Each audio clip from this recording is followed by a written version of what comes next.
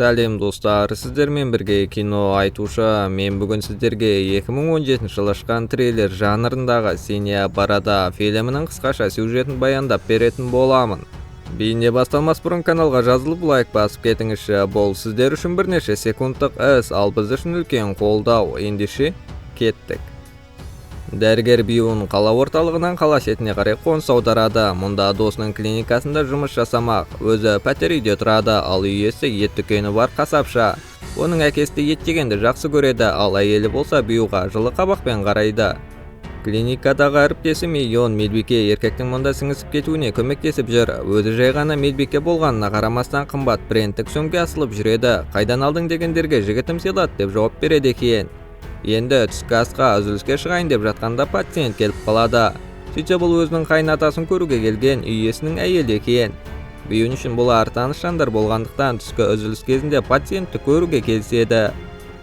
Түскі үзіліске асқан медбике Бьюнды жалғыз қалдырып кетеді. Наркозда жатқан үй иесінің әкесі болса күдікті әрі біртүрлі бір нәрсені айтуда. Ол қалай адамдардың денелерін кесіп, олардан көзге түспей құтылу жолдарын айтып жатқан секілді. Шалдың сандырақ ой деген Бьюн бұған мән бере қоймайды.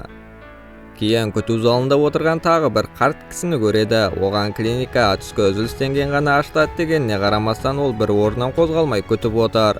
Ал теледидарда бассыз табылған әйел денесі жайында жаңалықтар алуда. Жұмысынан шыққан Бьюн өзінің бұрынғы әйелін кездестіріп, онымен бірге өзінің пәтеріне бағыт алады. Өздерінің болашақ балдары жайында сөзге келіп қалып, бір-біріне қол жұмсауға дейін барады. Олардың шуынан назарын аударған үй иесі пәтерге келіп тыныштық па деп сұрауда. Бьюн болса жай өзінің тайғанап кетіп, әжетхана терезесін байқаусызда сындырып алғанын айтады. Кіреберіс жерде әйелдің аяқ киімін көрген үй иесі болса іштей күліп кетіп қалады. Бұрынғы әйелі кетіп қалғасын қайта оралған үй иесі айна алып келіпті. Әйелдің аяқ киімін жоқ екенін көріп ішке кіріп айнаны қояды. Кетер алдында өзінің ет дүкеніне шақырып бірге ішейік деп ұсыныс айтады. Осылай күйзеліс жағдайында отырған Бьюн үй иесімен тек бөтелкемен ғана емес, өзінің бұрынғы әйелі жайындағы сырларымен де бөлісуде. Көп ішіп ұйықтап қалған ол есіне келгенде мұздатқыш бөлменің ашық екенін көреді. Қызықтығы оянған ол ішке кіреді. Ол жерден алдын өзі көрген қара пакетті көреді. Ішінде не бар екен деп ашып көрген ол адамның басын көреді. Қорқуға әлі ерте, бұл жай Бьюнның түсі ғана екен. Жұмысқа кешігіп барғандықтан келе салысымен өзінің алғашқы пациентін қарауға кіріседі. Алғашқы пациенті үй иесінің әкесі. Қызығы ол алғашында бәрі қиын болады, ал кейін бастап өз-өзіңді тоқтата алмай қаласың деп тағы да біртүрлі нәрселерді айтып кетеді. Оның не айтып жатқанын түсінбеген Бьюн оны шығарып салып, сол жердегі отырған қарт кісілердің әңгімелеріне құлақ түреді. Олар үй иесінің анасының белгісіз бір жағдайда жоғалып кеткенін айтуда. Қызығы үй иесінің өзінің әйелі де белгісіз жағдайда жоғалып кетіпті. Демек қазіргі жүрген әйелі екінші әйелі. Бұл әңгімелерден кейін дәрігер Бьюнның бұл отбасыға деген күдігі арта түседі. Үйіне келіп жүрек жалғайын деп тоңазытқышты ашқан еркек қорқып кетеді. Түсінде көрген қара пакет тоңазытқыштың ішінде. Осы кезде оның ойына мүмкін мен кеше көрген түс емес, расымен де болған шығар деген ойлар келе бастайды. Ішін ашса расымен де адамның басы, бұл қара пакеттегі бас мұнда қалай пайда болды деген ойлар келе бастады. Клиникаға оралған Бьюн өзінің жұмысына толыққанды ойын шоғырландыра алмай, көңіл күйі түсіп кетуде. Адамның басы бар пәтеріне оралудан қорқып бірнеше күн осында түнейді. Осылай клиникада түнде жүргенде қалай медбикенің есірткіні ұрлап жатқанын көріп қалады. Миллион өзінің алғашқы рет ұрлап жатқанын енді қайталамайтынын айтып ақталуда. Қызға сене қоймағанымен оны жібереді. Үйіне қайтып келе жатқанда үй иесін кездестіріп қалады. Ол неге біз бірнеше күн алдын ішкенде сен жоғалып кеттің деп сұрауда. Бьюн ол кезде қатты мас болғандықтан есінде ештеңе қалмағанын айтып ақталады. Үй иесі Бьюнға бұрынғы әйелің үйіне аман есен жете алды ма деп тағы да сұрақ қояды.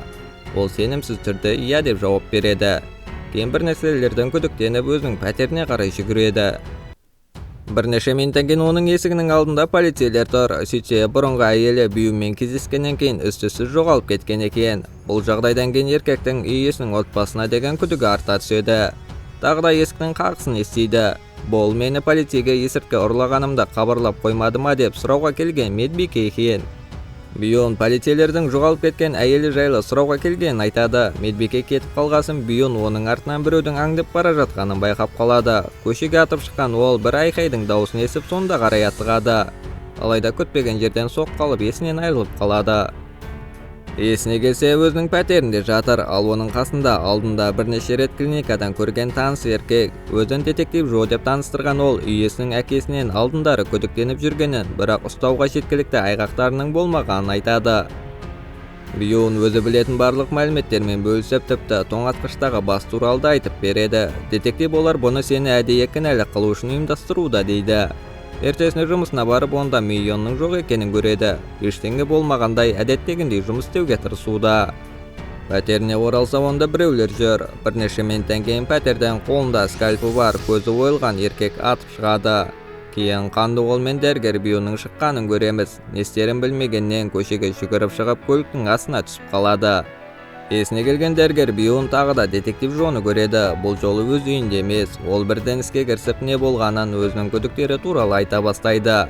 Жо болса оған Бьюн туралы таралып жүрген жаңалықты көрсетеді.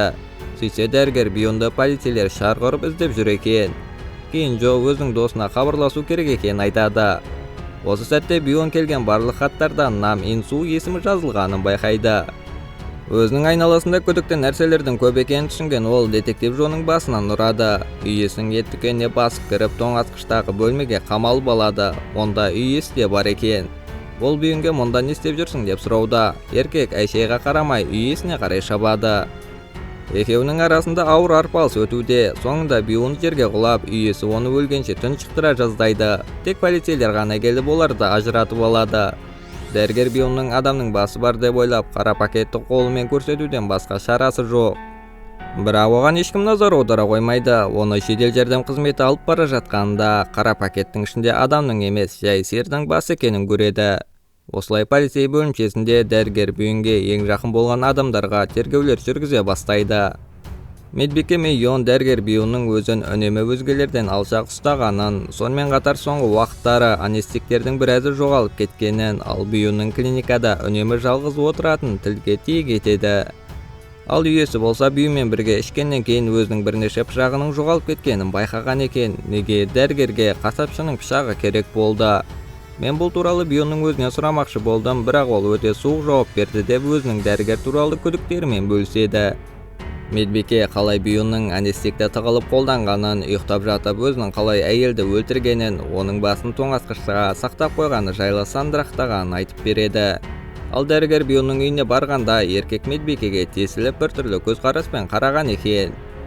Бұдан сескенген қыз үйіне қарай кетіп бара жатқанда дәрігер Бьюн оның артынан түскенін байқаған, сондықтан да Мейон тығылып тұрып оны ұрғанын айтады. Сол сәттен бері клиникаға қайта оралмапты. Ендігі тергеушілердің барлық назары дәрігер Бьюнда, бірақ куәгерлердің берген мәліметтерінен кейін бұның маңыздылығы қалама. Сақталған адам басы, Мейонның аяқ астынан жоғалып кетуі барлығы дәрігер Бьюнға көрсетіп тұр емес пе? Бұл аздай тағы да жаңа факторлар ашылып жатыр. Сөйтсе, өзенде белгісіз жағдайда табылған мәйіт Бьюнға үлкен көлемде кредит берген әйелге тиесілі екен. Оқиға бойы Бьюнның тоңазытқышында сақтаулы тұрған бас дәл сол әйелге тиесілі. Ал көзі ойылып қалған еркек болса, сол әйелдің жеке күзетшісі болған. Күзетші онда өз бастығын іздеп келіпті. Бейне бақылауға түсіп қалған кадрларға сүйенетін болсақ, дәрігер Бьюн оның денесін алып өзенге лақтырып жіберген. Ал бәрімізді қызықтырып отырған детектив Жо болса, шынында дәрігер Нам, психолог әрі Бьюнның әріптесі. Детектив Жо соның кейпіндегі Бьюнның ойынан шығарып алған адам екен. Детектив Жо есімі өзі жиі оқитын романнан алынған, ал әйелмен кездескен күні Бьюн өзінің әйелмен ұрыспай керісінше жақындасқан. Алайда жақындасу барысында өзінің әйелінің орнына көзіне өзі өлтіріп кеткен әйел елестеп кеткен. Өз-өзіне келіп алу үшін әжетханаға барып анестетик екпек болған. Алайда бұны бұрынғы әйелі көріп қалып екеуінің арасында айқай басталған. Фильм соңында үй иесінің әйелі дәрігер Бьюнды бейне бақылауға түсіп қалған кадрдың негізінде тұтқынға алғанын баяндайды. Сонымен қатар Бьюнды өзінің бұрынғы әйелінің өліміне де айыпты деп таныған екен. Кейін үй иесі әкесіне бізде абай болуымыз керек, өйткені барлық жерде бейне бақылау орнатылған деп күдікті сөздер айтып қалады. Сөйтсе, дәрігер Бьюнның бұрынғы әйелі ұрыстан кейін көлігіне отырайын деп жатқанында үй иесінің әкесі оны таспен ұрып сол жерде өлтіріпті. Кейін баласы келіп әкесі істеген қылмыстың барлығының көзін жойған. Демек Бьюн өзіне кредит берген әйелді өлтіргенімен өзінің бұрынғы әйелін өлтірмеген. Фильм үй иесі мен әкесінің бұдан бұлай адам өлтіруде абай болуымыз керек дегенімен аяқталады. Егер осындай видеоларды жиі көргіңіз келсе, каналға жазылып лайк басуды ұмытпаңыз. Қоңыраушаны қосып қойыңыз. Сіздермен бірге болған кино айтушы.